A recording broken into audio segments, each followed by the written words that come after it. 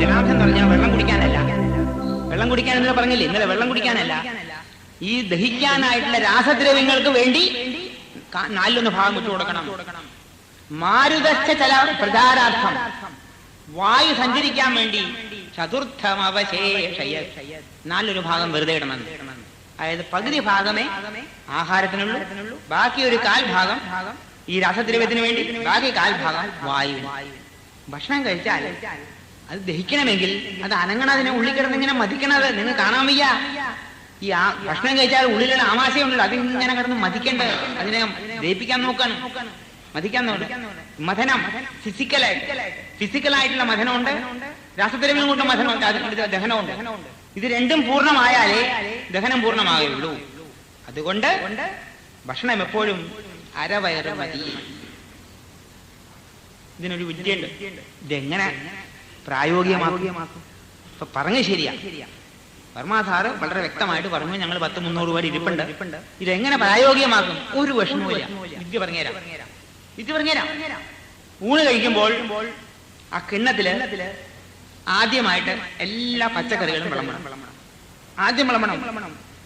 കഴിക്കേണ്ട വസ്തുക്കളെല്ലാം ആദ്യം വിളമ്പണം. സദ്യകളിൽ നോക്കിയിട്ടുണ്ടോ?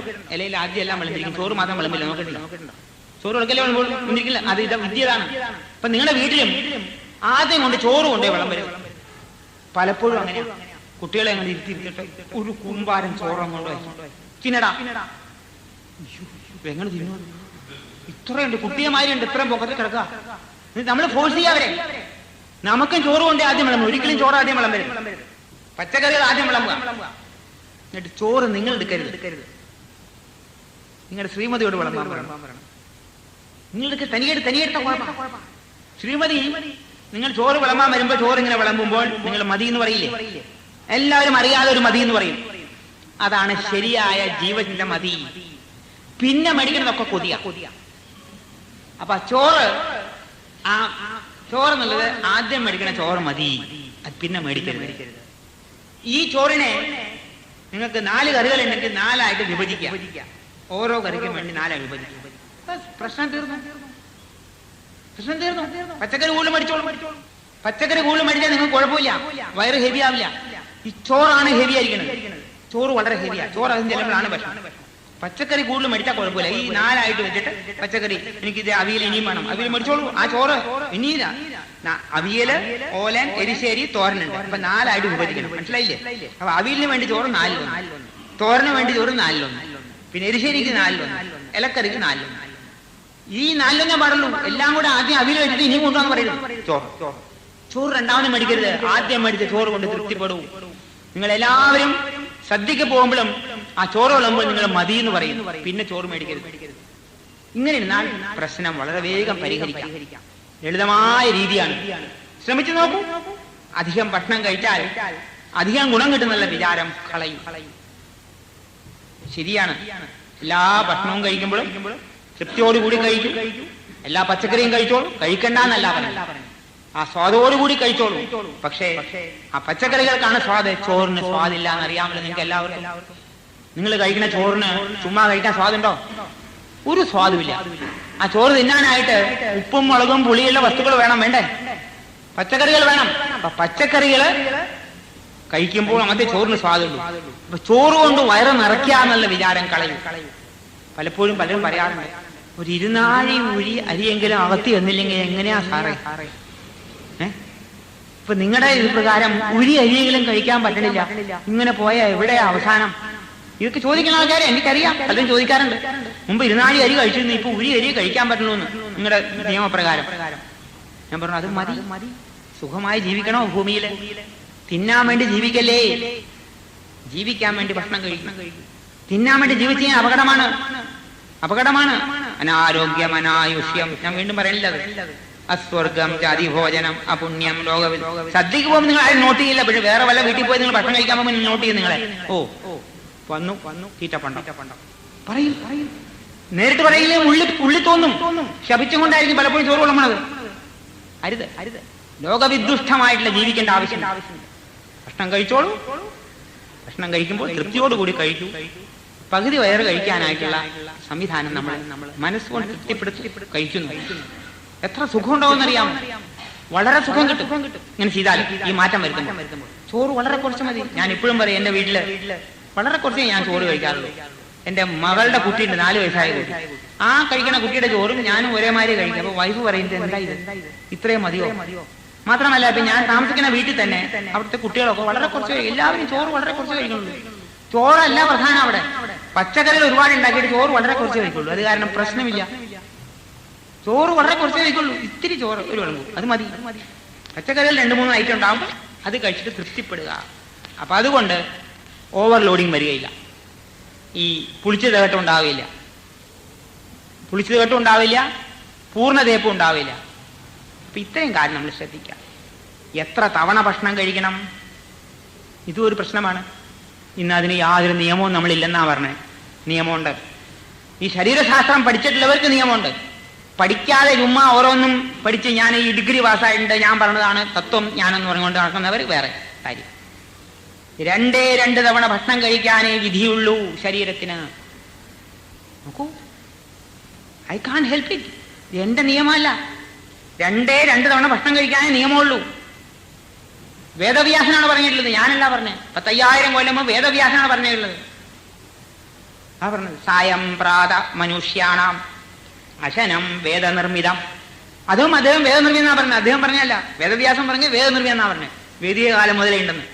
മനുഷ്യന്റെ അനാദികാലം മുതലുള്ള നിയമമാണിത്. സായം പ്രാത മനുഷ്യാണാം അശനം വേദനിർമ്മിതം. നാന്തരോ ഭോജനം കുര്യാത് ഉപവാസവിധിർ സഹ ന പ്രഭാതേ ന സന്ധ്യോർ ന അർദ്ധരാത്രോ കദാജന. എത്ര ഭംഗിയായിട്ട് പറഞ്ഞേക്കുന്നത്, വളരെ ഭംഗിയായിട്ട് പറഞ്ഞേക്കണേ. സായം പ്രാത മനുഷ്യാണാം അശനം വേദനിർമ്മിതം. സായങ്കാലത്ത്, അതായത് സന്ധ്യയ്ക്ക് മുമ്പോ, സന്ധ്യ കഴിഞ്ഞാലും കുഴപ്പമില്ല. പ്രാതകാലം, പ്രഭാതമല്ല മധ്യാഹ്നവുമല്ല, പ്രാതകാലം. നമ്മളെല്ലാവരും കാലത്തെ ആഹാരത്തിന് പ്രാതൽ എന്നാ പറഞ്ഞല്ലേ.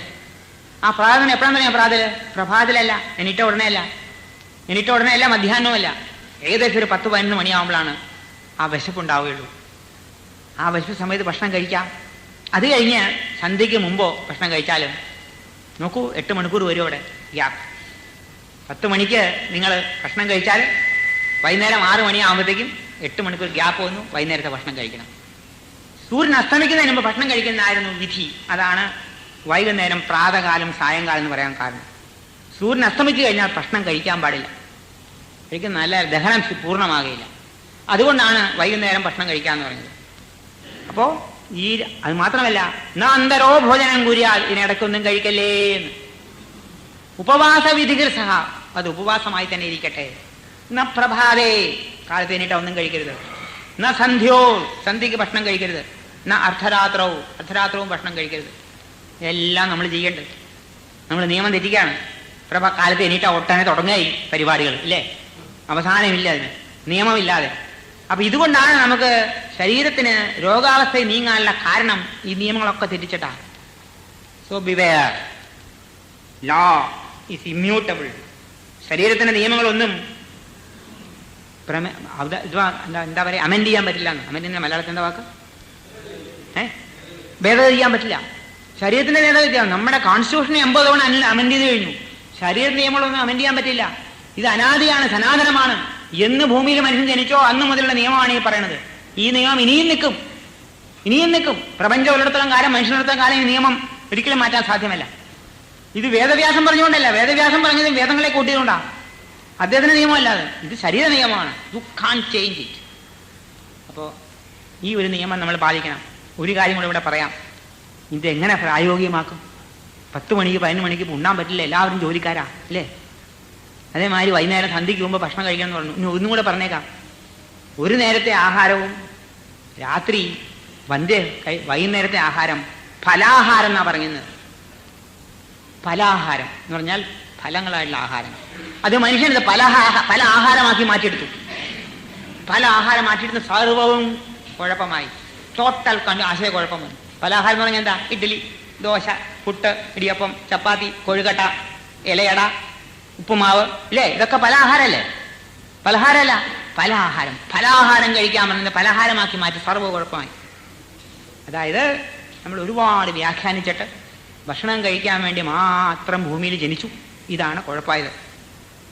അപ്പോൾ ഇങ്ങനെ വരും. കാലത്തെ 10 മണിക്ക് ഭക്ഷണം കഴിച്ചാൽ എന്ത് ചെയ്യാൻ പറ്റില്ല. 8 മണിക്കേ പോകണം ഓഫീസിലേക്ക്. വൈകുന്നേരം 6 മണിക്ക് വരും. അത് വേണമെങ്കിൽ ഒപ്പിക്കാം. അപ്പം അങ്ങനെ വരുമ്പോൾ എന്ത് ചെയ്യണം? നിങ്ങൾ ആ ഭക്ഷണത്തിൻ്റെ കാര്യത്തിൽ കാലത്തെ ഭക്ഷണം കഴിച്ച് പോക്കോളൂ. നേരത്തെ പോക്കോളൂ, കുഴപ്പമില്ല, വലിയ കുഴപ്പമില്ല. കാലത്തെ ബ്രേക്ക്ഫാസ്റ്റിന് ആയിക്കോട്ടെ. ഉച്ചയ്ക്ക് ഭക്ഷണം കഴിക്കണ്ട, വൈകുന്നേരം വന്ന് ഭക്ഷണം കഴിച്ചോളൂ. തീർന്നല്ല 2 ഭക്ഷണം. അയ്യോ, ഉച്ചയ്ക്ക് ഭക്ഷണം കഴിക്കാതിരിക്കുക, എന്താ ചെയ്യാം? കുഴപ്പമാവും. ഓഫീസിൽ പോയി ഇത്രയും ഫയലുണ്ട്, ഈ ഫയൽ നോക്കാൻ ഭക്ഷണം വേണം. കാലത്ത് ബ്രേക്ക്ഫാസ്റ്റ് കഴിച്ചില്ലേ? പുട്ടും കടലയും കഴിക്കണം. അവിടെ കിടക്കും 8 മണിക്കൂർ അറിയാമോ? പുട്ടും കടലയും ആണെങ്കില്ല അവൻ. ബാക്കി നേരമാണെങ്കിൽ പുട്ടും കടലയും കഴിച്ചാൽ അവിടെ കിടക്കും, ആണെങ്കില്ല. ഇഡ്ഡലി ദോശ കഴിച്ചാൽ അവിടെ കിടക്കും. ഇതൊന്നും പുറത്തേക്ക് പോവില്ല. ദഹനത്തിന് ഒരുപാട് സമയം വേണം, 5-6 മണിക്കൂറൊന്നും പോരാതെ. അപ്പം നമ്മുടെ വിചാരം ഉച്ചയ്ക്ക് ഫയൽ നോക്കാനും ഭക്ഷണം വേണം, അതിനിടയ്ക്ക് ചായ കുടിക്കുക, വരി കഴിക്കുക, ചായ കുടിക്കുക, കാപ്പ് കുടിക്കുക, ഇങ്ങനെ ഓഫീസിൽ സമയം മുഴുവൻ പോവും. അപ്പം അതുകൊണ്ട് എന്ത് ചെയ്യണം? ഒരു ചെറിയ കോംപ്രമൈസ്. കാലത്തെ ഭക്ഷണം കഴിച്ചു, ഉച്ചയ്ക്ക് അല്പം പഴങ്ങൾ മാത്രം കഴിക്കും, വൈകുന്നേരം വന്ന് ഭക്ഷണം കഴിച്ചോളൂ. ഒരുവിധം സമാധാനമാവും. ഞാൻ നിയമം തെറ്റിക്കുകയാണ്, മനഃപൂർവ്വം തെറ്റിക്കുകയാണ്. ഇന്നത്തെ മനുഷ്യന് ഇത് പറഞ്ഞില്ലെങ്കിൽ ഇത് മുമ്പോട്ട് പോകാൻ സാധ്യമല്ല. അതുകൊണ്ട് പറയാണ്, പറ്റുമെങ്കിൽ നിയമം പാലിക്കണം. അപ്പം ഞാൻ പറഞ്ഞല്ലോ, ഞാൻ കാലത്ത് ഇത് നിയമം അറിഞ്ഞ ഉടനെ കാലത്ത് പഴം കഴിച്ചു, ഉച്ചയ്ക്കും പഴം കഴിച്ചു, വൈകുന്നേരം വന്നാൽ ഊണ് കഴിച്ചു. ഞാൻ ഒരിക്കലും ഭക്ഷണം കഴിച്ചുകൊണ്ട് ജോലി ചെയ്യാൻ സാധ്യമല്ല. നിങ്ങൾ കാലത്തെ ഭക്ഷണം കഴിച്ച് പോയി ഓഫീസിൽ പോയി ഞാൻ ഉറക്കം തൂങ്ങും. അതാണ് നിങ്ങൾ ചായ കുടിക്കാൻ തോന്നുന്നത്. ഭക്ഷണം കഴിച്ചാൽ ഉടനെ ഓഫീസിൽ പോകുന്ന ഉറക്കം തൂങ്ങി, ഇങ്ങനെ ഉറക്കം തൂങ്ങും. അപ്പോൾ ചായ കുടിക്കും, ചായ കുടിച്ച് ഉറക്കം പോകും, ഇല്ലേ? ഇതാണ് നടക്കുന്നത്. അപ്പോൾ ശരിയല്ല അത്. അപ്പം ഞാനെങ്ങനെയാ മാറ്റിയെടുത്തത്? എന്നെമാതിരി സാധ്യമല്ല. ഞാൻ പറഞ്ഞു എന്നുള്ളൂ. കാലത്തെ ബ്രേക്ക്ഫാസ്റ്റ് വല്ലതും കഴിച്ചോളൂ, ഉച്ചയ്ക്ക് പഴങ്ങൾ കഴിക്കൂ. ഇനി ജോലി ഇല്ലാത്തവരാണെങ്കിൽ കാലത്തെ കുറച്ച് പഴം കഴിച്ചിട്ട് ഉച്ചയ്ക്ക് ഊണ് കഴിക്കൂ, രാത്രി ഊണ് കഴിച്ചോളൂ. തീർന്നല്ലോ, പ്രശ്നം തീർന്നല്ലോ. അപ്പോൾ ഒരു നേരം പഴം ഫലാഹാരം, കാരണന്മാർ പറഞ്ഞത്. 2 നേരം ധാന്യാഹാരം. ഇത് കുറച്ച് കൂടുതലാണ്. അപ്പം ഞാൻ നിയമം തെറ്റിച്ചു, നിയമം നിങ്ങളെ തെറ്റായിട്ട് പഠിപ്പിക്കണമെന്ന് വിചാരിക്കും. Sorry, I can't help. ഇന്നത്തെ മനുഷ്യൻ അങ്ങനെ ആയി മാറി. അവനെ മേപ്പോട്ട് കൊണ്ടുപോകാനായിട്ട് ഇത്രയും ഒരു അമെൻമെന്റ് ഇല്ലാതെ പറ്റില്ല. മനസ്സിലായോ? അമെൻമെന്റ് ചെയ്തു എന്നർത്ഥം നിയമം. പക്ഷേ കുറെ കഴിഞ്ഞാൽ ഇത് മാറ്റിയെടുക്കും. പിന്നീട് ചില രോഗികളോട് പറയാറുണ്ട് ഞാൻ, ഒരു നേരം ഉണ്ടോളൂ, ഒരു നേരം പഴം കഴിക്കൂ, മതി. എനിക്കിന്നും അറിയാം, ആലപ്പുഴയിലൊരു ഹൃദ്രോഗി വന്നു, 5-6 കൊല്ലം മുമ്പ് വന്നാണ്. അതിഭയങ്കരമായ വേദന. ബൈപ്പാസ് സർജറിക്ക് പോയാൽ പണി തീരുന്നു എല്ലാവരും പറഞ്ഞു. ഡോക്ടറും പറഞ്ഞു ഇതൊന്നും ചെയ്യാൻ പറ്റില്ല, പരിപാടി തീരും. അപ്പം എന്താ വേണ്ടതെന്ന് ചോദിച്ചു. ഒരു കാര്യം ചെയ്യൂ, ഒരു നേരം ഉണ്ടോളൂ, ഒരു നേരം പഴവും കഴിക്കൂ എന്ന് പറഞ്ഞു. അയ്യോ, ഒരു നേരം പഴം, ശരി. ആദ്യം 2 നേരം പഴവും കഴിച്ചു, ഒരു നേരം ഊണും കഴിക്കാൻ പറഞ്ഞു. ഉച്ചയ്ക്ക് ഊണ്, കാലത്തും രാത്രിയും പഴം. ഈ കാലത്തെ പഴം കഴിച്ചു, ഉച്ചയ്ക്ക് ഊണ് കഴിച്ചു, രാത്രി പഴം കഴിച്ചാൽ തുടങ്ങിയ വേദന, ഭയങ്കര വേദന. ഇങ്ങനെ ഒരു 2 മാസം കഴിഞ്ഞപ്പോൾ അങ്ങനെ ഒന്ന് പറഞ്ഞു, രാത്രി പഴം കഴിച്ചാൽ വിഷമമുണ്ട്. അതല്ലേ ഞാൻ പറഞ്ഞു വേണ്ടാന്ന്, നിർത്തുമെന്ന് പറഞ്ഞു. ഉച്ചയ്ക്ക് ഊണ് കഴിഞ്ഞാൽ പിന്നെ ഒന്നുമില്ല, പിന്നെ പിറ്റേ ദിവസം കാലത്തേ ഉള്ളൂ എന്ന് പറഞ്ഞു. ഇന്നും പാലിക്കുകയാണ്. 5-8 കൊല്ലമായി സുഖമായിരിക്കണം, ഒരു കുഴപ്പമില്ല. എറണാകുളത്ത് താമസിക്കുന്ന അങ്ങേര് ആ ഒറ്റ ഊണ് കാലത്ത് ഒരു പഴം കഴിക്കും, രാത്രി ഒന്നും കഴിക്കില്ല. പിന്നെ ഉച്ചയ്ക്ക് ഊണ് കഴിഞ്ഞാൽ പിന്നെ പിറ്റേ ദിവസം കാലത്തേ ഉള്ളൂ. ആലോചന. അപ്പോൾ ചില സമയത്ത് അത് പറയേണ്ടി വരും ചില രോഗികളോട്. അങ്ങനെ ഒരു അവസ്ഥ നിങ്ങൾക്ക് ആർക്കും വരാതിരിക്കട്ടെ എന്നാ ഞാൻ പറഞ്ഞു. അപ്പോൾ 3 നേരവും ധാന്യം കഴിക്കണത് തെറ്റ്. ഒരു നേരമെങ്കിലും ഫലാഹാരം, പഴങ്ങൾ മാത്രം കഴിക്കും. വിസ്തരിച്ച് പിന്നെ പറയാം എന്തുകൊണ്ട് പഴം കഴിക്കാൻ പോകുന്നുള്ളൂ, അത് പിന്നീട് പറയാം വിസ്തരിച്ച്. അപ്പം അതായത് ഒരു നേരത്തെ ആഹാരം പഴം, 2 നേരം ധാന്യാഹാരം എന്നുള്ള രീതിയിലേക്ക് നമ്മൾ തിരിച്ചു വരണം. ഈ 3 നേരം ആഹാരം നമ്മൾ ധാന്യാഹാരം കഴിച്ചാൽ ശരീരത്തിന് താങ്ങാൻ വയ്യാത്ത ഭാരമാണ്. ഇത് രോഗാവസ്ഥയിലേക്ക് നമ്മൾ എത്തിക്കുകയുള്ളൂ. അതുകൊണ്ട് മെൻഡ് ഇറ്റ് നൗ. പണ്ട് നമ്മൾ ആരും ബ്രേക്ക്ഫാസ്റ്റ് കഴിക്കുന്നില്ല. എൻ്റെ കുട്ടിക്കാലത്ത് എനിക്ക് ഇന്നും ഓർമ്മയുണ്ട്. എൻ്റെ കുടുംബത്തിൽ എൻ്റെ അമ്മ, മുത്തശ്ശിമാർ, അമ്മാവന്മാർ, അച്ഛന്മാർ ആരും തന്നെ 3 നേരം മറ്റേ ഭക്ഷണമില്ല. ഒരു 11 കാലത്ത് എൻ്റെ ഒന്നുമില്ല അവിടെ വീട്ടിൽ, ഒരു സാധനമില്ല എനിക്ക് ഉടനെ. ഞങ്ങൾ മാത്രം സ്കൂളിൽ പോകണമെങ്കിൽ ഞങ്ങൾക്ക് ഒത്തിരി കഞ്ഞി തരും, ഉച്ചയ്ക്ക് ഊണ് തരും, വൈകുന്നേരം വന്നാൽ പകലൂണ്, അത് കഴിഞ്ഞു, രാത്രി ഒന്നുമില്ല. ഈ അമ്മമാരൊക്കെ കാലത്ത് ഒന്നും കഴിക്കില്ല. 2 ഭക്ഷണം മതി എന്നുള്ളത് നിയമമായിരുന്നു, എല്ലാവരും പാലിച്ചിരുന്നു. അതുകൊണ്ട് നമ്മുടെ ആരോഗ്യം നിലനിർത്തിയിരുന്നു എന്നുള്ളത് സത്യമാണ്. ഇന്നെല്ലാം മാറി, ഒരുപാട് വ്യതിയാനം വന്നു നമ്മുടെ ജീവിതത്തിൽ. ഇന്ന് 3 നേരം പോരാ, ഇനിയും വേണം ഭക്ഷണം, ഇനിയും വേണം ഭക്ഷണം എന്നാ പറഞ്ഞത്. 24 മണിക്കൂർ കോഫി ഷോപ്പ്, 24 മണിക്കൂർ ടീ ഷോപ്പ്, 24 hours കാപ്പ് കുടിക്കാന്ന്, 24 hours ടീയും കഴിക്കാം. ഉണ്ട്, എറണാകുളത്തുണ്ട്, ഇവിടെ ഉണ്ടോ, കൊല്ലത്തുണ്ടോ? ഇല്ലെങ്കിൽ മോശമാണ്. 24 hours കോഫി ഷോപ്പ് വേണം. 24 hour ടീ ഷോപ്പ് വേണം. എന്നാലേ പുരോഗമനം അങ്ങ് എത്തത്തുള്ളൂ. അതായത് നട്ടുച്ചയ്ക്കും രാത്രി അർദ്ധരാത്രിക്കും 4 മണിക്ക് എന്നിട്ട് കാലത്ത് എന്നിട്ടും പോയി കാപ്പ് കുടിക്കണം, ചായ കുടിക്കണം വേണ്ടേ? നോക്കൂ എവിടെയാ നമ്മൾ പോണേ. ഇത് കൂടാതെ ഫാസ്റ്റ് ഫുഡ് നടു റോഡിലൊക്കെ അവിടെ ഇവിടെയൊക്കെ. ഇവിടെ ഫാസ്റ്റ് ഫുഡാണ്. ഇവിടെ വന്ന് ഉടനെ ഫാസ്റ്റായിട്ട് കഴിക്കാം, ഫാസ്റ്റായിട്ട് അങ്ങോട്ട് പോവുകയും ചെയ്യാം. പരലോകത്ത് പോകാൻ ഫാസ്റ്റ് ഫുഡ് ഏറ്റവും നല്ലതാ. അമേരിക്കയിലൊക്കെ നിർത്താൻ പോകേണ്ടവര് they found out very bad. ഇവിടെ തുടങ്ങിയിരിക്കണുള്ളൂ. നിർത്താത്തൊരു ബുദ്ധിമുട്ട്, സമയം പിടിക്കും. ഫാസ്റ്റ് ഫുഡ് കഴിച്ചാൽ രോഗം വരുന്നവർക്ക് മനസ്സിലായിട്ട് അവർ നിർത്താൻ പോവാണ്. അവിടെ ഇവിടെ തുടങ്ങിയിരിക്കണുള്ളൂ. പുതിയ പരിഷ്കാരം വേണ്ടേ? ആധുനികീകരണം അല്ലേ? എല്ലാം ആധുനികമാണ്. നമ്മൾ അമേരിക്ക തോപ്പിക്കാൻ പാടില്ലല്ലോ. അമേരിക്കയിലുണ്ടെങ്കിൽ അവിടെ ഇപ്പൊ കൊണ്ടുവരുന്നത് ഇത് തന്നെ. അപ്പൊ അതുകൊണ്ട് ഭക്ഷണത്തിന്റെ കാര്യത്തിൽ നമ്മൾ ശ്രദ്ധിക്കണം. 2 തവണ ഭക്ഷണം ഒതുക്കിയിടൂ. ഒരു തവണത്തെ ആഹാരം ഫ്രൂട്ട്സ് ആക്കി മാറ്റൂ. ആ ഫ്രൂട്ട്സിന് വലിയ വിഷമവുമില്ല. അതുകൊണ്ട് ശരീരത്തിന് ഭാരം കുറവാണ്. അതുകൊണ്ടാണ് ഫ്രൂട്ട്സ് പറഞ്ഞത്. അത് പിന്നീട് അതിനെപ്പറ്റി ഞാൻ വിസ്തരിച്ച് പറയാം. എന്തുകൊണ്ട് ഫ്രൂട്ട്സ് കഴിച്ചാൽ ദഹനം വേഗം നടക്കുന്നത് വിസ്തരിച്ച് പറയാം. അപ്പോൾ ഇനി എങ്ങനെയാ ഭക്ഷണം കഴിക്കേണ്ടതെന്ന് ഇതും വലിയ ചോദ്യമാണ്. ഭക്ഷണം കഴിക്കാൻ ഞങ്ങൾക്ക് എല്ലാവർക്കും അറിയാൻ പാടില്ലേ? മറന്നുപോയി. ഭക്ഷണം കഴിക്കാൻ മറന്നു നമ്മളെല്ലാവരും. എപ്പോഴും ഭക്ഷണം കഴിക്കാൻ നമുക്ക് സമയമില്ല. ഇന്ന് എല്ലാത്തിനും സമയമുണ്ട്. ടിവിയുടെ മുമ്പിൽ 24 മണിക്കൂർ ഇരിക്കും. സ്റ്റാർ ടിവിയും വന്നു, ഏഷ്യാനെറ്റും വന്നു, DD1, DD2, DD3, DD4 ഇല്ലേ? ഇതുമുണ്ട്. ഇതെല്ലാം കാണണ്ടേ ഒരു ദിവസം? എന്തിനാ ഊണ് സമയമില്ല. അപ്പൊ ടിവിയുടെ മുമ്പിൽ ഇങ്ങനെ ഇരിക്കുക. ഉണ്ണാൻ പോലും സമയമില്ലാതെ നമ്മൾ കഴിക്കണേ. ഊണ് കഴിക്കുന്നത് ശ്രദ്ധയോടുകൂടി കഴിക്കണം. പരിപാവനമായ ഒരു കർമ്മമാണിത്. പരിശുദ്ധമായ ഒരു കർമ്മമാണിത്. അഗ്നിഹോത്രം എന്നുള്ള യാഗമാണെന്ന് മനസ്സിലാക്കണം.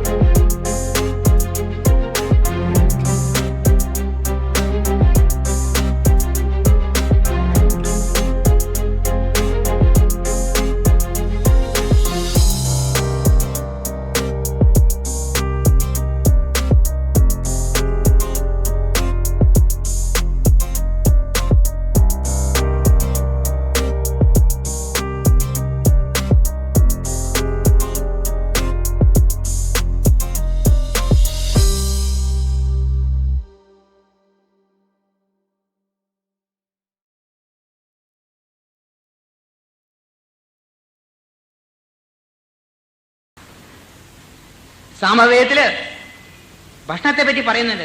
ഭക്ഷണം കഴിക്കുന്നത് അഗ്നിഹോത്രം എന്നുള്ള യാഗമായിട്ട് കരുതട്ടെ. പരിശുദ്ധമായ ഭക്ഷണം കഴിക്കാൻ പോകുന്നു. ശ്രദ്ധയോടുകൂടി ചെയ്യേണ്ടതായിട്ടൊരു യാഗമാണിത്. ഏത്? ഭക്ഷണം കഴിക്കല്. അല്ല ചുമ്മാ വാരി തിന്നല്ല. ചുമ്മാ വാരി തിന്നുന്നത് ആഹാരമല്ല. അത് കൊതി ആർത്തിയാണ്. പന്നികളുടെ മാരി കിട്ടിയ ഉടനെ തിന്നും, അങ്ങോട്ട് ചാടി വീണ് തിന്നാം. ചെന്നായ്ക്കളെ മാരി. ചെന്നായ്ക്കളാണോ നമ്മൾ? മനുഷ്യരല്ലേ? മനുഷ്യത്വം കാണിക്കണം. ഭക്ഷണം കഴിക്കുമ്പോൾ നല്ല അന്തരീക്ഷം ഉണ്ടാക്കാം. കയ്യും കാലും മുഖവും കഴുകണമെന്ന് പണ്ട് പറഞ്ഞിരുന്നു ഭക്ഷണം കഴിക്കുമ്പോൾ. ഇപ്പം ആരും ചെയ്യാറില്ല. ഇപ്പം ഷൂസും പാപ്പാസും ഇട്ടുകൊണ്ടാണ് ഓടിച്ചെന്ന് ഭക്ഷണം കഴിക്കുന്നത്. ഡൈനിങ് ടേബിളല്ലേ? Dining table. അപ്പം കാല് ചുവട്ടിലല്ലേ? മറ്റേ ഇരുന്നിരിക്കുമ്പോൾ കാല് മുമ്പിൽ വരും. ഇപ്പം കാല് കഴുകേണ്ട ആവശ്യമില്ലല്ലോ. കയ്യും കഴുകേണ്ട. കത്തി മുള്ളും ഉണ്ടല്ലോ, അപ്പം കയ്യും കഴുകേണ്ട. ഒക്കെ മാറി. ശരിക്കും ഭക്ഷണത്തെ കഴിക്കുമ്പോൾ കൈ കൊണ്ട് ഭക്ഷണം തൊടണം. അറിയാമോ നിങ്ങൾക്ക്? ഈ ഭക്ഷണം നിങ്ങളുടെ ശരീരത്തിൻ്റെ ഭാഗമായി മാറുകയാണ്. കത്തിയും മുള്ളും അല്ല ഉപയോഗിക്കേണ്ടത്. അത് അവർ തുടങ്ങി. ശരിക്കും കൈ വൃത്തിയായി കഴുകിയിട്ട് വന്ന് നമ്മൾ ഇരിക്കണം. ചമ്പ്രം പറഞ്ഞ് ഇരുന്നേ ഊണ് കഴിക്കാൻ പാടുള്ളൂ. അറിയാമോ വല്ലവർക്ക് ഇത്? ഇന്ന് കാല് തൂക്കിയിട്ടാ ഊണ് കഴിക്കുക എല്ലാവരും. ഡൈനിങ് ടേബിൾ ചായ കൊണ്ടെന്നാണ്. ആ കസേരയിൽ ഇരുന്നിട്ട് കാല് തൂക്കിയിട്ട് ഊണ് കഴിക്കും. ഇങ്ങനെ തൂക്കിയിട്ടിരുന്ന കാല് ഊണ് കഴിക്കുന്ന ആൾക്കാർക്ക് വെരിക്കോസ് വെയിൻസ് വരും. ദിവസത്തില് 24 മണിക്കൂറിൽ നമ്മളെ സ്ത്രീജനങ്ങൾ അടുക്കളയിൽ കയറി കഴിഞ്ഞാൽ നിന്നും കൊണ്ടാ ജോലി ചെയ്യണം. സകല ജോലിയും നിന്നും കൊണ്ടാ. ഇരുന്നും കൊണ്ട് ഒരു ജോലിയുമില്ല. നിന്നും കൊണ്ട് ഭക്ഷണം പാകം ചെയ്യണം, നിന്നും കൊണ്ട് കഷ്ണം നുറുക്കണം, നിന്നും കൊണ്ട് കറിക്കരയ്ക്കണം, നിന്നും കൊണ്ടെല്ലാം താഴെ തൂക്കിയിട്ട് ഊണും കഴിക്കണം. ഇത്തരം സ്ത്രീകൾക്ക് ഒരു 40 വയസ്സാകുമ്പോഴത്തേക്കും സകലവർക്കും വെരിക്കോസ് വെയിൻസ് ഉണ്ടാവും കാലത്ത്. പണ്ട് കാലത്ത് നമ്മുടെ ജീവിതം വളരെ ശാസ്ത്രീയമായിരുന്നു. അടുക്കള എന്ന് പറഞ്ഞാൽ അടുപ്പ് ചോട്ടില്ല, അടുപ്പ് മുകളിലല്ല. ആ സ്ത്രീകളെ ഇരിക്കും എഴുന്നേക്കും, ഇരിക്കും എഴുന്നേക്കും, ഇരിക്കും എഴുന്നേക്കും. ഇതായി വ്യായാമായില്ലേ? ഇന്ന് ചമ്മന്തി അരയ്ക്കാൻ പോയപ്പോൾ വീട്ടിൽ നമ്മുടെ പണിക്കരാണ് ചമ്മന്തി അരച്ചത്. അപ്പോൾ ഞാൻ പറഞ്ഞു മിക്സിയിൽ അരയ്ക്കേണ്ടതെന്ന് ചോദിച്ചു. അല്ല വേണ്ട, കൈകൊണ്ട് അരയ്ക്കാം, കൈകൊണ്ട് വ്യായാമം. ഇപ്പം അതുമില്ല. ഇപ്പം ഒക്കെ മിക്സിയാ. സകലതിന് യന്ത്രം വന്നു, ഒരു ജോലിയും ചെയ്യില്ല. മടിയുടെ കൂടെ ഞാൻ ഇന്നലെ പറഞ്ഞു, അതിനെപ്പറ്റി ഞാൻ വിസ്തരിക്കണില്ല, അല്ലെങ്കിൽ ഞാനോ എപ്പോഴാണ് പറയുന്നറിയില്ല. അപ്പോ ആ നമ്മുടെ ജീവിത രീതി മുഴുവൻ മാറ്റം വന്നപ്പോൾ ഒരുപാട് വിഷമം വന്നു. ഇരുന്നും കൊണ്ടാണ് ഊണ് കഴിക്കേണ്ടത്. ചമ്പ്രം പറഞ്ഞിരുന്ന് ഞാനും എൻ്റെ വീട്ടിലും ഒരു ഡൈനിങ് ടേബിൾ ഉണ്ട്. കസേര വേണോ എടുത്തോളൂ, ദൂർ കസേര എടുത്തോളൂ. നേരം വൈകി വന്നു, ഇപ്പോൾ വന്നേളോ. അപ്പൊ അതായത് ചമ്പ്രം പറഞ്ഞിരിക്കുക, കാല് തൂക്കിട്ടിരുന്ന് ഊണ് കഴിക്കാൻ പാടില്ല, അശാസ്ത്രീയമാണ്. ശരീരത്തിന് യാതൊരു ഭാരവും പാടില്ല. ശരീരത്തിന് പൂർണ്ണമായിട്ടും ആയാസം വരണം. കാല് ചോദിക്കണം, കയ്യും കാലും കഴുകി വൃത്തിയാക്കണം. വൃത്തികേടൊന്നും അകത്ത് കിടത്താൻ പാടില്ല. പണ്ടൊക്കെ നമ്മുടെ കുടുംബത്തിൽ കയറുമ്പോൾ ചെരുപ്പ് പുറത്ത് വെക്കാൻ പറയും. കാല് കഴുകിയിട്ടേ ഉള്ളിൽ കയറാമ്പോൾ ഒരു കിണ്ടി വെള്ളവും കൊണ്ടുവയ്ക്കും, അറിയാമോ, കുടുംബത്തിന് മുമ്പിൽ. ഇപ്പം അതില്ല, പോയി, അതൊക്കെ പോയി. ഇപ്പോൾ ഇന്നും ഞാൻ പല ഭാഗത്തും കണ്ടിട്ടുണ്ട്. വടക്കേ മലബാറിൽ ഇന്നും പോയിട്ടില്ല. പല വീടുകളിൽ ചെല്ലുമ്പോൾ ഒരു കിണ്ടി വെച്ചേക്കണം. പക്ഷെ എന്തിനാന്ന് പറയാ ആർക്കറിയില്ല. ഒരു കിണ്ടി വെള്ളം വെച്ചിട്ടുണ്ട്, എന്തിനാണെന്നറിയില്ല. അവർ എനിക്കറിയാം, കാല് കഴുകി ഉള്ളിൽ കയറാനാ. ഈ വൃത്തികേട് മുഴുവൻ അകത്തേക്ക് കയറ്റരുത്, അതിന് വേണ്ടിയാ. മനസ്സിലായില്ലേ? ചപ്പും ചവറും തുപ്പലും ചീട്ടോ സകലവും ചവിട്ടിയിട്ടാ വരണേ പുറത്തുനിന്ന്. അപ്പൊ ചെരുപ്പുണ്ടെങ്കിൽ പുറത്ത് വെച്ച കാലും കഴുകിയിട്ട് വേണം ഉള്ളിൽ കയറാമെന്നാണ് നിയമം പണ്ട്. അകത്ത് വൃത്തികേട് പാടില്ല.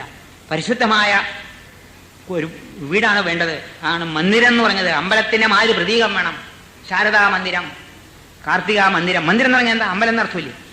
വീട് മന്ദിരമായി പരിശുദ്ധമായിരിക്കണം എന്നർത്ഥം. അതാ ഉദ്ദേശം. അതാണ് പരിശുദ്ധമായിരിക്കണം. അതിൻ്റെ അകത്ത് തുപ്പാൻ പാടില്ല, മലമൂത്രാദി വിസർജനങ്ങൾ പാടില്ല, അസഭ്യ വചനങ്ങളും പറയാൻ പാടില്ല. അതിൻ്റെ അകത്ത് അമ്പലം പോലെ, ക്ഷേത്രം പോലെ, പള്ളി പോലെ അതിൻ്റെ അകത്ത് കയറിയാൽ പിന്നെ അസഭ്യ വചനങ്ങളൊന്നുമില്ല. പരിശുദ്ധമായ വാക്കുകൾ മാത്രമേ പാടുള്ളൂ. മന്ദിര സമാനം ആയിട്ട് കുടുംബം മാറുന്നതാണ് ഇല്ലാതെ. ഇതൊക്കെ പോയി ഇന്ന് എന്തും പറയാൻ കുടുംബത്തിലില്ലേ? അങ്ങനെ ആയി മാറി. ആ പരിശുദ്ധമായ അന്തരീക്ഷം കൊണ്ടിടണം. എല്ലാവരും ഉണ്ണായിരിക്കണം. ഒന്നിച്ചിരുന്നേ ഊണ് കഴിക്കാൻ പാടുള്ളൂ. ഒന്നിച്ചിരുന്നാണ് ഭക്ഷണം കഴിക്കേണ്ടത്. ഇന്ന് ആരും ചെയ്യണില്ല അത്. എന്താ കാരണം? എല്ലാവരും ബിസിയാ. കാലത്തെ ഭക്ഷണമെല്ലാം ഉണ്ടാക്കും അമ്മ. മകൻ വരും, അയ്യോ എനിക്ക് പോകാറായി വാരി തന്നിട്ട് ഓട്ടും. അപ്പൊ മകളെ ഓടി വരും, അയ്യോ എനിക്കും പോകാറായി. മകൾ രണ്ടാമതാണ്, മകളും പോടി.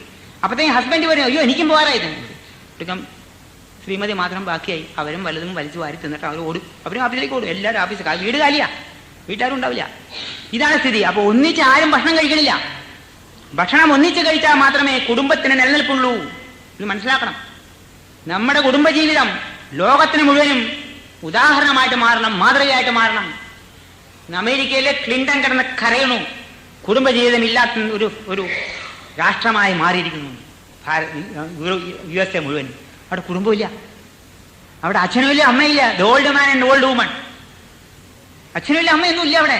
അവിടെ കെട്ടിടങ്ങൾ മാത്രമുണ്ട്, വലിയ വലിയ കെട്ടിടങ്ങൾ മാത്രമുണ്ട്. അവരെപ്പോഴും പറയാറുണ്ട്, a home is made of hearts, a house is made of bricks. അല്ലേ? ഒരു വീടുണ്ടാക്കുന്നത് ബ്രിക്സ് കൊണ്ട്, ഇഷ്ടിക കൊണ്ട്. ഒരു ഹോം ഉണ്ടാക്കുന്നതോ ഒരു കുടുംബം ഉണ്ടാക്കുന്നതോ ഹൃദയത്തിന്റെ ചർമ്മ കൊണ്ടാണ്. ആ ഹൃദയ ചർമ്മം ഇല്ല അവിടെ. കരയുന്നു അദ്ദേഹം. അമേരിക്കയിൽ നിന്ന് ആ സമൂഹ വ്യവസ്ഥ മുഴുവൻ തകർന്നിരിക്കണം. കാരണം അദ്ദേഹം പറഞ്ഞു, 40% of Americans are born without wedlock. അച്ഛനുമില്ല, അമ്മയില്ല, ആരുമില്ല, ഇട്ടിച്ചു പോവാ. 40%. ആലോചിച്ച് നോക്കൂ. അമേരിക്ക ജനിക്കുന്ന പിള്ളേരിൽ 40% പിള്ളേരും ദേ ആർ ബാസ്റ്റേർഡ്സ് എന്ന് അവർ പറഞ്ഞതാണ്. ഇങ്ങനെ പോവാണെങ്കിൽ അടുത്ത 50 കൊല്ലം കഴിയുമ്പോഴത്തേക്കും the whole America will become a nation of bastards എന്ന് ഞാൻ പറഞ്ഞല്ല കേട്ടോ. I am not condemning them, I am sorry for them. ഞാനിത് വായിച്ചാണ് പേപ്പറിൽ. The whole America will become a nation of bastards. നമുക്കിത് അനുകരിക്കേണ്ട ആവശ്യമില്ല. അമേരിക്കയിൽ പോകുമ്പോൾ ഞാൻ പ്രത്യേകം പറയാറുണ്ട്, ആര് പോകുമ്പോഴും പ്ലീസ് അവിടെ പോയിട്ട് നശിക്കല്ലേ എന്ന് ഞാൻ പറയാറുണ്ട്. ഈ കുടുംബജീവിതം കൊണ്ട് അവർക്ക് സമ്മാനം ചെയ്യും. കുടുംബജീവിതം അവർക്ക് കാണിച്ചു കൊടുക്കൂ. ഇതാണ് നമ്മുടെ കോൺട്രിബ്യൂഷൻ. ഭാരതത്തിന്റെ കോൺട്രിബ്യൂഷനാണ്. ഇത്രയും നല്ല കുടുംബജീവിതം ലോകത്തൊരിടത്തുമില്ല. കുടുംബജീവിതം അമേരിക്കയില് ഈ കുടുംബജീവിതം വരണം. എങ്ങനെയാണെന്ന് പിന്നെ പറയാം. ആ കുടുംബജീവിതത്തിന്റെ പ്രത്യേകത എന്താ വെച്ചാൽ, ഇവിടെ എത്ര പ്രായം ദരിദ്രവാസിയായാലും ശരി, അയാളുടെ അച്ഛനും അമ്മയ്ക്കും ആ വയസ്സായി കഴിഞ്ഞാൽ അച്ഛനും അമ്മയ്ക്കും മുഴുവനും സേവ ചെയ്തിട്ടേ അവര് പോലും ഭക്ഷണം കഴിക്കുള്ളൂ. അച്ഛനും അമ്മയും അവസാന നിമിഷം വരെ അവരെ നോക്കണം എന്നുള്ളതാണ് ആദ്യം പഠിച്ചേക്കുന്നത്. അവിടെ അങ്ങനെയല്ല, നേരെ മറിച്ച അച്ഛനും അമ്മയും നോക്കേണ്ട ആവശ്യമില്ല. 21 വയസ്സായാൽ മകൻ പറയും, hello pop, today 21st birthday, I am off. പോയി, അത് പോയി, പിന്നെ കാണില്ല അയാള്. മകളും പറയും, oh pop, I am going. രണ്ടും പോപ്പും മാവും മാത്രമേ ഉള്ളൂ. പിന്നെ എന്നിട്ട് ഇന്നോ അവിടെ വേറൊരു വ്യത്യാസമുണ്ട്. വിചിത്രമാണ് അവിടുത്തെ അന്തരീക്ഷം. പോയി കാണേണ്ടത്. 2 മാസം, ഞാൻ 4 മാസം താമസിച്ചു. എനിക്ക് മതിയായി. ഇനി ഞാൻ അവിടെ കാലുകുത്തില്ല. മതിയായി. അയ്യോ, ഇങ്ങനൊരു രാഷ്ട്രം. തിരിഞ്ഞു നോക്കാം, അങ്ങോട്ടൊന്നും വർത്താനം പറയില്ല കേട്ടോ. എത്ര വലിയാലും മിണ്ടില്ല. വളരെ ഗൗരവമാണ്. ബിസിനസ്സിലാണ് അവിടെ. വർത്താനം പറഞ്ഞാൽ കാശ് വരും ചിലപ്പോൾ. അവിടെ ബിസിനസ്സാണേ. വർത്താനം പറഞ്ഞാൽ 5 മിനിറ്റ് സംസാരിക്കും, ഞാൻ ബിൽ വിൽക്കാം $50. അയ്യോ, ഞാൻ അവർക്ക് ഒരു ഡോക്ടറോട് സംസാരിക്കുന്നു വിചാരിച്ചു. അവിടെ ഈ പ്രകൃതിയെ പറ്റി അറിയണ ഒരു ഡോക്ടർ ഉണ്ടായിരുന്നു അവിടെ. അപ്പോൾ ഒരാൾ എന്നൊക്കെ പറഞ്ഞു, വേണ്ട സാറെ, സംസാരിക്കേണ്ട, കുഴപ്പമാണ്. പിറ്റേ ദിവസം ബില്ല് വരും $100. അയ്യോ, എൻ്റെ ഡൂൺ കൊടുക്കാനൊന്നുമില്ല. ഞാൻ ഇതിനെപ്പറ്റി സംസാരിക്കാനാണ് ചോദിച്ചത്. ഞാൻ അവനെ മിണ്ടിയില്ല. അങ്ങനെ പ്രകൃതിയിൽ ഒരു എയ്ഡ്സ് രോഗം മാറ്റിയ ഒരു ഡോക്ടർ ഉണ്ടായിരുന്നു അവിടെ. അദ്ദേഹത്തെ കോൺടാക്ട് ചെയ്യാനായിട്ട് സാൻ ഫ്രാൻസിസ്കോയിൽ ഞാൻ നോക്കിയതാണ്. പക്ഷേ കുറെ കഴിഞ്ഞപ്പോൾ പറഞ്ഞു, വേണ്ട, കുഴപ്പമാണ്, ബില്ല് വരും. ഇപ്പം ഞാൻ കൊടുത്തില്ലെങ്കിൽ എൻ്റെ മകനായിരിക്കും കൊടുക്കേണ്ടി വരിക. മനസ്സിലായില്ല, കുഴപ്പമാവുന്നു. വർത്താനം പറയാൻ പോലും കാശാവിടെ. ഇതാണ് അവിടുത്തെ അവസ്ഥ. മാത്രമല്ല, കൊല്ലം തോറും ഒരു മദേഴ്സ് ഡേ ഉണ്ട്, ഫാദേഴ്സ് ഡേ ഉണ്ട്, ഗ്രാൻഡ് ഫാദേഴ്സ് ഡേ ഉണ്ട്, ഗ്രാൻഡ് മദേഴ്സ് ഡേ ഉണ്ട്. കഴിഞ്ഞു അതോടുകൂടി, ഓർമ്മയില്ല. ആ മദേഴ്സ് ഡേ വരുമ്പോൾ പിറ്റേ 2 ദിവസം മുമ്പ് മകൻ വിളിക്കും, ടെലിഫോൺ ചെയ്തിട്ട്, oh mom, where are you? San Francisco. Okay, agreed, I remember you, I am sending a present. തീർന്നു. ഞാൻ നിന്നെ ഓർമ്മിക്കണോ? ആരെ? അമ്മേ. കൊല്ലത്ത് ഒരിക്കൽ ഒരു പ്രസന്റ് അയക്കണ്ടെന്ന്. പ്രസന്റ് അയച്ചു. അതോടുകൂടി അമ്മയുടെ കാര്യം കഴിഞ്ഞു. അമ്മയുടെ കാര്യം, മകന്റെ കാര്യം കഴിഞ്ഞു. ഇത്രേ ഉള്ളൂ. റിമെമ്പർ. അമ്മയെ ഓർമ്മിക്കാനുള്ള ദിവസം, അച്ഛനെ ഓർമ്മിക്കാനുള്ള ദിവസം, ഗ്രാൻഡ് മദറിനെ ഓർമ്മിക്കാനുള്ള ദിവസം, ഗ്രാൻഡ് ഫാദറിനെ ഓർമ്മിക്കാൻ. പക്ഷെ ഇവരെല്ലാം വയസ്സാകുമ്പോൾ നോക്കാൻ ആരുമില്ല. പശുക്കളെ നോക്കാനായിട്ട് വടക്കേ ഇന്ത്യയിൽ പിഞ്ചറാപ്പോളുണ്ട്. അതേമാതിരിയാ. പശു വയസ്സായി കഴിഞ്ഞാൽ അവിടെ കൊണ്ടേയാക്കും. അതേമാതിരി ഈ അച്ഛനും അമ്മയും വയസ്സായി കഴിഞ്ഞാൽ നോക്കാനായിട്ട് കൊണ്ടേയാക്കും. Old men's home, old women's home. നിസ്സഹായമായിട്ട് ജീവിക്കാം. ഇതാണോ നമുക്ക് കാമ്യമായിട്ടുള്ളത്? ഇതാണോ അനുകരിക്കേണ്ടത്? അല്ല. നമ്മുടെ ജീവിതമാണ്. അവസാന നിമിഷം വരെ അമ്മയെയും അച്ഛനെയും നോക്കണം. എന്തു വന്നാലും ശരി. ഒരിക്കലും അമ്മയുടെ അച്ഛനെയും ഗുരുനിന്ന, മാതൃനിന്ന, പിതൃനിന്ന ഇതൊരിക്കലും ചെയ്യാൻ പാടില്ല. ഗുരുനിന്നയും മാതൃനിന്നയും പിതൃനിന്ന ചെയ്താല് ഈ ജന്മം തന്നെ നിങ്ങൾ കഷ്ടപ്പെടും. ഗുരുനിന്നെ നിന്ദിക്കരുത്, പിതാവിനെ നിന്ദിക്കരുത്, മാതാവിനെ നിന്ദിക്കാൻ പാടില്ല. അവർക്ക് സേവന, അവർക്ക് ബഹുമാനത്തോടെ അവരെ സേവനം ചെയ്യണം. ഇതാണ് പ്രകൃതി ചികിത്സ. ചോദിക്കും, എന്ത് പ്രകൃതി ചികിത്സ പറയാൻ വേണ്ടി കുമ്പളങ്ങ നീരിനെയും പെണ്ണുനീരിനും പറയാ, ഇന്ന് ഞാൻ പറഞ്ഞെന്ന് ചോദിക്കും. കുമ്പളങ്ങ നീരും പെണ്ണുനീരും നത്തിങ് ഫോർ യു. മനസ്സ് നന്നാക്കൂ. അച്ഛനോടുള്ള ബഹുമാനം വരുത്തേ, അമ്മയോടുള്ള ബഹുമാനം വരുത്തൂ, ഗുരുക്കന്മാരുടെ ബഹുമാനം വരുത്തൂ. അത് തന്നെ പ്രകൃതി മാറുക. ആ പ്രകൃതി മാറി നിങ്ങളുടെ സംസ്കാരം വരും. മനസ്സ്, ആ മനസ്സ് നന്നായ രോഗമില്ല. മനസ്സ് നന്നാവണം ആദ്യം തന്നെ. അപ്പോ ഭക്ഷണം കഴിക്കുമ്പോൾ എല്ലാവരും ഒന്നിച്ചിരിക്കും. ഒരു നേരമെങ്കിലും ഭക്ഷണം കഴിക്കുമ്പോൾ എല്ലാവരും ഒന്നിച്ചിരിക്കും. ഒന്നിച്ചിരുന്ന് ഭക്ഷണം കഴിക്കും. പണ്ടെല്ലാം ഭക്ഷണം കഴിക്കുമ്പോൾ മന്ത്രം ജപിച്ചിട്ടേ മന്ത്രം ജപിക്കാറുള്ളൂ. ഇന്ന് അതൊന്നുമില്ല, അതും പോയി. ഇപ്പൊ ഒന്നുമില്ല. ഭക്ഷണം കഴിക്കുമ്പോൾ എല്ലാവരും വന്നിരുന്നു, ഊണ് കഴിച്ചും കഴിഞ്ഞിട്ട് പോയി. പാടില്ല. പല കമ്മ്യൂണിറ്റിയിലും ഇന്നുമുണ്ട് എല്ലാവരും ഭക്ഷണം, എല്ലാവരും ഒന്നിച്ചിരുന്നിട്ട് നാമം ജപിച്ചിട്ട്, മന്ത്രം ജപിച്ചിട്ട്. ചില ക്രിസ്ത്യൻ കമ്മ്യൂണിറ്റി ഞാൻ കണ്ടിട്ടുണ്ട്. മുസ്ലിംസിനിടെ ഉണ്ടോന്ന് എനിക്കറിയില്ല. ഉണ്ട്. പക്ഷെ ഹിന്ദുക്കളുടെ ഇടയിൽ പണ്ടുണ്ടായിരുന്നു. ഇപ്പൊ ഒന്നുമില്ല. എല്ലാം ഒരുമാതിരി, എല്ലാം ഒറ്റപ്പെട്ടിരിക്കുക. ആ കുടുംബത്തിൽ അങ്ങനെ ഒരു സംഭവം ഇല്ല. ആ ഒന്നിച്ചിരുന്ന് ഭക്ഷണം കഴിക്കുമ്പോൾ പണ്ടും മുതലേ ഉള്ള മന്ത്രമാണ്. മാ ഭ്രാതരൻ ദ്വിക്ഷൻ മാ സ്വസാരമുദസ്വസ സംയഞ്ച സമൃദാ ഭൂത്വ വാചം വദത ഭദ്രയ. എന്താ പറയുന്നറിയാമോ? കുടുംബം നിലനിർത്താൻ വേണ്ടിയുള്ള മന്ത്രമാണ് ഈ പറയുന്നത്. മാ ഭ്രാതരൻ, അന്നം വെച്ച് സത്യം ചെയ്യാണ്. മാ ഭ്രാതരൻ ദുക്ഷൻ, സഹോദരന്മാരും സഹോദരന്മാരും തമ്മിൽ തല്ലരുത്. മാ സ്വസാരമുദസ്വസ, സഹോദരന്മാരും തമ്മിൽ തല്ലരുത്. സംയഞ്ച സമൃദാ ഭൂത്വ, ഈ കുടുംബത്തിന്റെ ഘടന നിലനിർത്താൻ വേണ്ടി വാചം വദത ഭദ്രയ, നല്ല വാക്കേ പറയാൻ പാടുള്ളൂ. അസഭ്യമായ ഒരു വാക്ക് കുടുംബത്തിൽ വരാൻ പാടില്ല. ചീത്ത വാക്ക് പറയാൻ പാടില്ല കുടുംബത്തിൽ. ഇങ്ങനെ സൃഷ്ടിക്കണ ഒരു കുടുംബമാണ് യഥാർത്ഥ കുടുംബം. ഇത് അന്നം വെച്ച് സത്യം ചെയ്യണം. അന്നമാണ് സത്യം ചെയ്യണം. അന്നം വെച്ച് സത്യം ചെയ്യുമ്പോൾ പിന്നെ അത് മറക്കില്ല. മനസ്സിലായോ? അപ്പൊ ഒരു നേരമെങ്കിലും എല്ലാവരും ഒന്നിച്ചിരുന്ന് ഭക്ഷണം കഴിക്കാൻ ശ്രമിക്കൂ. അതിനുള്ള സംവിധാനം കൊണ്ടുവരൂ. This is nature cure your nature. പ്രകൃതി ചികിത്സ എന്ന് പറഞ്ഞാൽ ഇതാണ്. അത് തന്നെ വലിയ കാര്യം. ഇത് ജയിച്ചാല് ഇതിലും വലിയ വിജയം വേറെയില്ല. കുടുംബത്തിന്റെ ഭദ്രത നിലനിർത്തു. ഇന്ന് സകല കുടുംബങ്ങളും അഞ്ചഛിദ്രമായിക്കൊണ്ടിരിക്കുന്നു. തമ്മിത്തലും തലകേറും. സഹോദരന്മാരും സഹോദരിമാരും തമ്മിൽ എപ്പോഴും വഴക്ക്. സഹോദരന്മാരും ഒന്നിച്ചിരിക്കില്ല. കൂട്ടുകുടുംബത്തിന്റെ വിളനിലമായിരുന്നു ഭാരതം. ഇന്ന് കൂട്ടുകുടുംബമില്ല. ഒരച്ഛൻ, ഒരമ്മ, ഒരു മകൻ, ഒരു മകള്. അമ്മയുടെ അച്ഛനും ഒക്കെ എവിടെയാ? അത് പലയിടത്തും കിടക്കും, പലയിടത്തും പോകും കേട്ടോ. അങ്ങനെ മാറി വരുന്നു. നമ്മുടെ ഇത് മാറരുത്. ഏതായാലും കുട്ടികളെയൊക്കെ സൂക്ഷിക്കണ്ട. അത് ഒരു ഭേദം. അച്ഛനും അമ്മയും കുട്ടികളെ നോക്കണ്ട്. അച്ഛനും അമ്മയും നോക്കിയില്ലെങ്കിലും കുട്ടികളെ നോക്കണം നോക്കാം. അത് കുറച്ച് ഭേദമാണ്. അതും കൂടെ പോയാൽ പോയി മൃഗപ്രായമായി മാറി. പ്രസവിച്ചങ്ങ് തള്ളിയിട്ടേക്ക്. അമേരിക്കയിലെ മാതിരി പ്രസവിച്ചു. 30% of the teenagers going to school become pregnant. ഞാൻ കേട്ട് സങ്കടം വന്നെനിക്ക്. 30% പെൺകുട്ടികൾ, സ്കൂളിൽ പോകുന്ന പെൺകുട്ടികൾ പ്രഗ്നന്റ് ആവണമെന്ന്. എന്താ ഇതിന്റെ അവസ്ഥ? എവിടെയായത്? എവിടെയാ പോണത് ഈ നേഷൻ? എനിക്ക് മനസ്സിലാവണില്ല. പണം കണ്ട് നമ്മൾ വളരെ എല്ലാം അങ്ങോട്ട് പരക്കം പോയി അങ്ങോട്ട് ഇവിടുന്ന് പ്ലെയിനിൽ. അവിടെ പോയാൽ സ്വർഗമാണ്. ഇത്തരം സ്വർഗമാണോ ഇത്? അല്ല. എനിക്കിതിന് അനുഭവമുണ്ട്. വേറൊരു അനുഭവം പറയാണ്. എൻ്റെ ഒരു ഡിസ്റ്റന്റ് റിലേറ്റീവാണ്. ഇദ്ദേഹം ഒരു ഡോക്ടറായിരുന്നു. അദ്ദേഹം മരിച്ചു. അദ്ദേഹത്തിൻ്റെ ഭാര്യ എൻ്റെ റിലേറ്റീവ്പ്പെട്ടതാണ്. അവിടെ വെച്ച് അദ്ദേഹം മരിച്ചപ്പോൾ 2 മക്കളുണ്ടായിരുന്നു അങ്ങർക്ക്. ഭാര്യ ഇവിടുത്തുകാരിയാ, അവിടുത്തുകാരിയല്ല കേട്ടോ, ചട്ടക്കാരിയല്ല, ഇവിടുത്തെ തന്നെയാണ്. 2 മക്കളുണ്ടായിരുന്നു. ഈ 2 മക്കളും ഇദ്ദേഹം മരിച്ചിട്ട് തിരിഞ്ഞു നോക്കിയിട്ടില്ല. നിന്ന് നോക്കാനാ പഠിപ്പിച്ചേക്കണേ. 21 വയസ്സാകുമ്പോൾ പോകാനാ പഠിപ്പിക്കണേ. അച്ഛനമ്മയെ നോക്കാൻ ഗവൺമെന്റ് നോക്കിക്കൊള്ളുന്നു, സർക്കാർ നോക്കിക്കൊള്ളുന്നു. തിരിഞ്ഞു നോക്കിയില്ല. എന്നിട്ട് സാധ്യമായ സ്ത്രീ കരഞ്ഞുകൊണ്ടിരിക്കുകയാണ്. ആ സമയത്ത് എൻ്റെ മരുമകനാണ് പോയിട്ട് ബാക്കിയുള്ള കർമ്മങ്ങൾ ചെയ്തത്.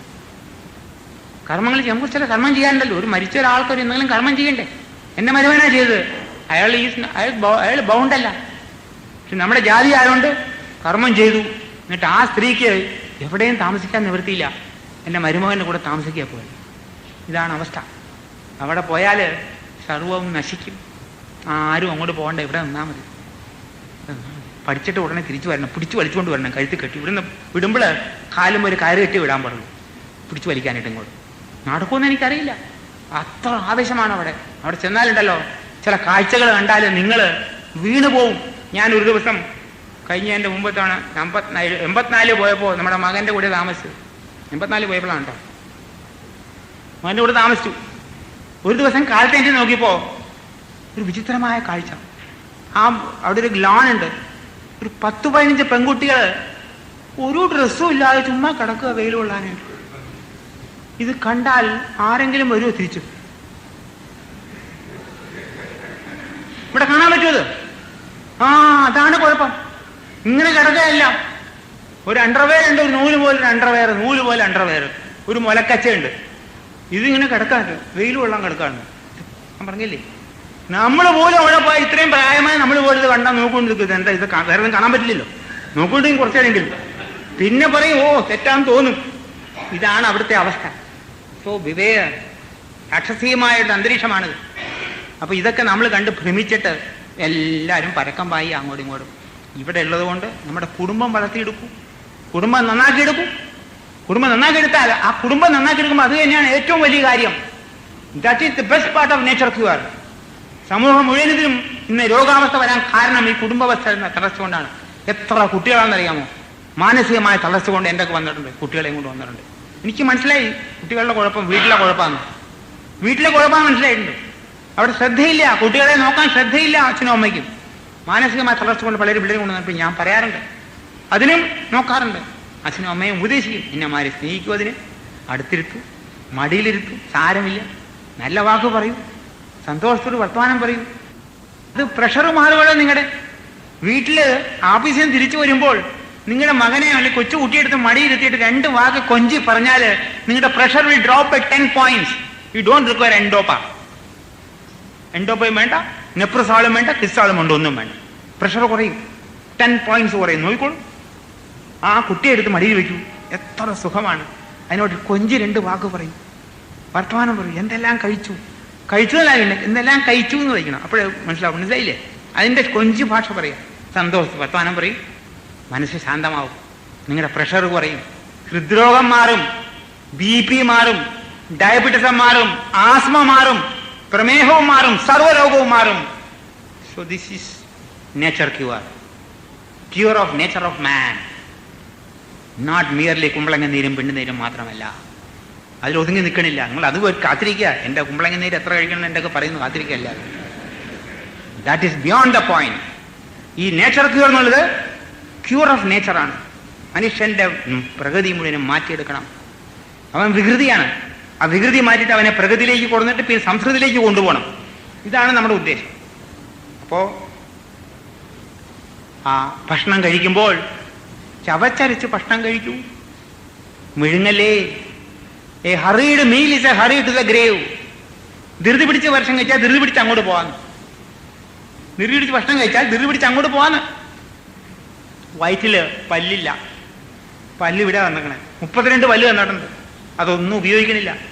അതിങ്ങനെ ഇളിച്ച് കാണിക്കാൻ വേണ്ടി മാത്രമേ ഉപയോഗിക്കണുള്ളൂ. ഭക്ഷണം കഴിക്കാനായിട്ട് ചുമ്മാ വായിട്ട് മുഴുങ്ങ, ഇങ്ങനെ എന്തോ നാളെ ഇല്ലാന്നില്ല ഇങ്ങനെ കുടിക്കാം. ചിലർ കഞ്ഞി കുടിക്കാൻ കണ്ടിട്ടുണ്ട്. ഇങ്ങനെ കഞ്ഞിയെടുത്തു, ഇതെന്താ ഇത്? ഭക്ഷണത്തിന്റെ സ്വാദും അറിയണില്ല. ഇങ്ങനെ മുഴുങ്ങസ്യ. ഈ മുഴുങ്ങി കഴിഞ്ഞാൽ അപകടമാണ്, ദഹനം നടക്കില്ല. ചവച്ചരച്ച് കഴിക്കണം. ഒരു പക്ഷേ ചോദിക്കുമായിരിക്കും, ശീലമില്ലല്ലോ സാറേ, ചവച്ചരച്ച് ശീലമില്ല, വേഗം കഴിച്ച് ശീലിച്ചു. ഒരു വിദ്യ പറഞ്ഞുതരാം, എളുപ്പവിദ്യയാണ്. കുറച്ച് വെള്ളരിക്ക, അല്ലെങ്കിൽ ക്യാരറ്റ്, അല്ലെങ്കിൽ തേങ്ങാക്കൊത്ത്. ഊണ് കഴിക്കുന്ന സമയത്ത് ഇത് അവിടെ വെക്കണം. ആ ചോറിൻ്റെ കൂടെ ഒരു വസ്തു വിളമ്പണം. കുറച്ച് ക്യാരറ്റ്, ഉരച്ചല്ല, ക്യാരറ്റ് ചെറുതായി നുറുക്കി, അല്ലെങ്കിൽ തേങ്ങാക്കൊത്ത് വയ്ക്കുക. ഈ ധൃതി പിടിച്ച് ഊണ് കഴിക്കാതിരിക്കാനാണ്. അതിൻ്റെ കൂട്ടത്തിൽ അല്ലെങ്കിൽ ഒരു ക്യാരറ്റ്, അല്ലെങ്കിൽ ബീട്രൂട്ടിൻ്റെ കഷ്ണം, അല്ലെങ്കിൽ വെള്ളരിക്ക കഷ്ണം ഇത് വെച്ചേക്കുക. എല്ലാം വേണ്ട. എന്നിട്ട് ഓരോ തവണയും ചുരുട്ടി, ഈ ഉരുളിങ്ങനെ നോക്കിയിട്ടുണ്ട്, മനുഷ്യങ്ങനെ ഉരുട്ടി ഇങ്ങനെ കഴിക്കും. കണ്ടിട്ടുണ്ടോ? അതിൻ്റെ ഉള്ളിൽ ഒരു തേങ്ങാ കഷ്ണം വയ്ക്കണം. എന്നിട്ട് വായിലിക്കുക. മിഴുങ്ങില്ല. I am guarantee that. അവനെ കടിക്കാതെ മിഴുങ്ങാൻ പറ്റുമോ? ഇതൊറ്റ വഴി, നല്ല വഴിയാണ്. ശീലിക്കൂ. വീണ്ടും ഇത് ശീലിച്ചിട്ട് you practise it and slowly eat it. കുട്ടികളൊക്കെ വളരെ പതുക്കെ ഊണ് കഴിക്കുള്ളൂ, വളരെ പതുക്കെ ഭക്ഷണം കഴിക്കുള്ളൂ. അവർ പതുക്കെ കഴിക്കും. ആര് പതുക്കെ അങ്ങനെ കഴിച്ച് ചവച്ചരച്ച് കഴിക്കും. നിങ്ങളാണ് കുറെ കഴിഞ്ഞാൽ പറയും, ഇത് എന്താ ഇത് കിണ്ണത്തിന് എത്രയേ ഇരിക്കണം, എനിക്ക് പോകാൻ പാടില്ലെന്ന്. അപ്പൊ നമ്മൾ അവരെ ചീത്ത പഠിപ്പിക്കുക.